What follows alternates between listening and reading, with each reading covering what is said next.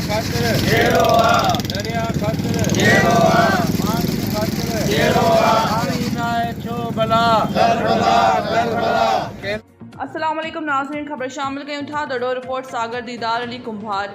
दड़ो में सगा पारा सिंधु दरिया मां केनाल करण खिलाफ़ एहतजाजी मुज़ाहरो, अवामी तहरीक पेट अलिफ ॿियनि तंज़ीमुनि जे अॻवाननि जी शिरकत, नारेबाज़ी। सगा शाख दड़ो पारा सिंधु दरिया ते 6 नवां केनाल अॾण खिलाफ़ एहतजाजी मुज़ाहरो कयो वियो। सगा अॻवान ज़ुल्फ़कार मेमण, उर्स ओठो अज़ीज़ मेमण, जुमन कुंभार ऐं जमाल नासिर, मुस्तफ़ा मक्सी ऐं ॿियनि जी अॻवानी में मुख़्तलिफ़ सियासी समाजी तंज़ीमुनि जे अॻवाननि पारां पिनियारी पुल चौक ते एहतजाजी मुज़ाहरो करे नारेबाज़ी कई वई। उन मौक़े ते अॻवाननि चयो त वफ़ाक़ ज़बरदस्ती सिंधु दरिया मां 6 केनाल कढी सरसब्ज़ सिंध खे बंजर बणाइणु चाहे थो। पाणी ते धाड़ो कंहिं बि सूरत में बर्दाश्त न कयो वेंदो। हिन चयो त केनालनि ख़िलाफ़ समूरी सिंध सरापा एहतजाज बणियल आहे। वफ़ाक़ खे केनाल कढण वारो फ़ैसिलो वापसि वठणो पवंदो। हिननि मुतालबो कयो आहे त सिंधु मां केनालनि करण वारे मनसूबे खे फ़ौरी तौरु रद्द कयो वञे, ॿी सूरत में एहतजाज जो दाइरो वधायो वेंदो।